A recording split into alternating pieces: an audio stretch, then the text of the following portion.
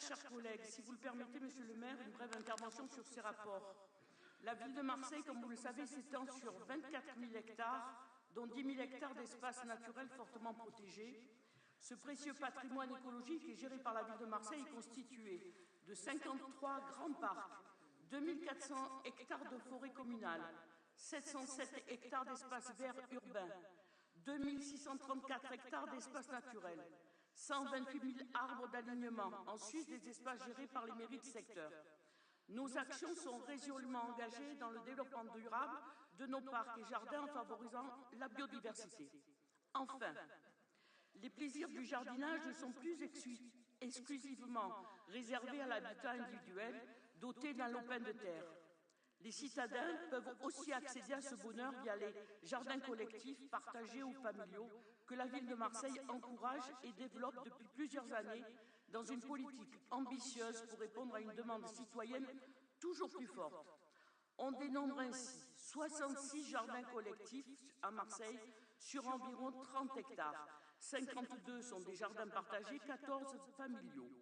Une dizaine de jardins partagés sont en cours de création, dont celui au sein du parc de la Jougarelle, au pied de la cité de la Castellane, objet de ce rapport.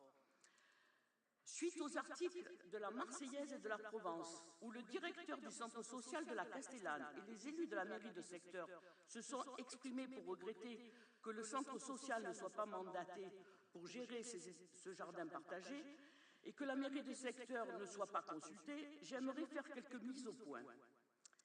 Dès 2017, avant donc la fin des travaux qu'il dirigeait, le centre social de la Castellane a exprimé par 2 fois son souhait de ne pas reprendre l'animation des jardins collectifs. Amnésie quand tu nous tiens.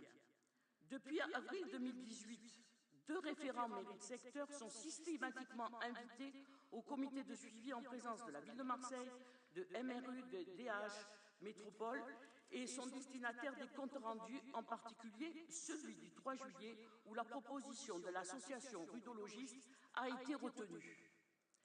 Les différents aménagements et branchements, eau et électricité, qui ont été faits par l'AEC, Centre social, pendant qu'il avait la gestion du parc de la Jougarelle pendant 3 ans, ont donné lieu à un contrôle en 2018 ou à des demandes de communication des études de structure.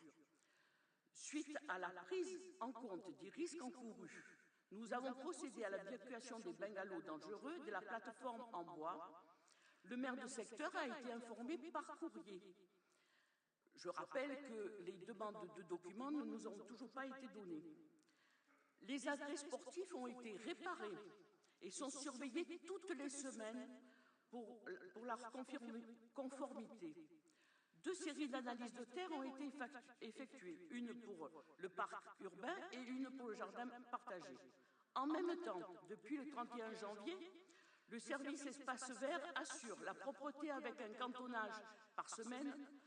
On a enlevé comme autre déchet des 5 voitures et 7 scooters brûlés, 2 mètres cubes de gravats évacués. 2 campagnes de débroussaillement au mois de mars et au mois de juin. On a taillé les arbres, enlevé les arbres morts, 3 arbres morts le 6 mars. Portails, barrières, piquets pour posés pour l'accès pompier sont régulièrement cassés et régulièrement changés.